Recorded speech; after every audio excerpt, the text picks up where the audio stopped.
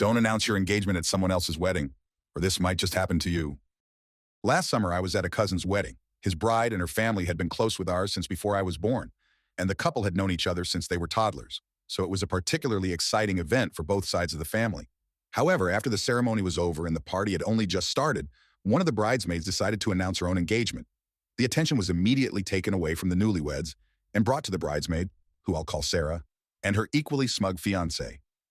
My cousin's wife, I'll call her Emma, didn't make a scene or utter a single negative word about Sarah. She looked like she was on the verge of tears, but she kept grinning and acted very happy for the other couple. This was unusual, as Emma is typically quite confrontational and speaks her mind no matter the consequences. Sarah later picked Emma to be the maid of honor at her own wedding, which took place last weekend.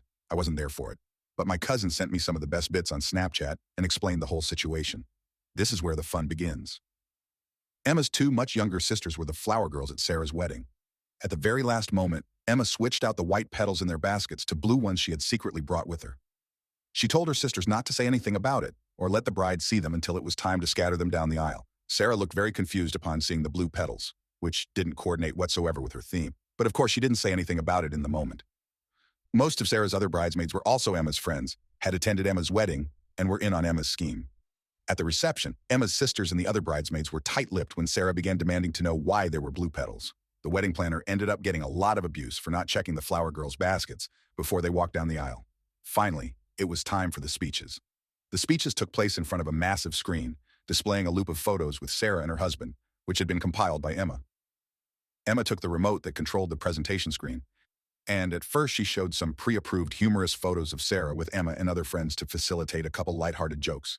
Then at the very end, Emma said to Sarah that she must be wondering why there were blue petals instead of the white ones originally planned. That was when Emma displayed the last slide from her presentation. Emma announced in front of everyone that she was 5 months pregnant and that she just discovered the baby was a boy, hence the blue petals. The last slide, her ultrasound picture. There were shocked yells and gasps. Sarah had a fit, but those involved in the scheme cheered so loudly that I sincerely regret watching the Snapchat recordings with headphones.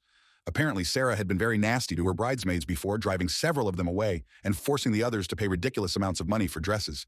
Emma and my cousin were eventually thrown out of the party, but they were all smiles.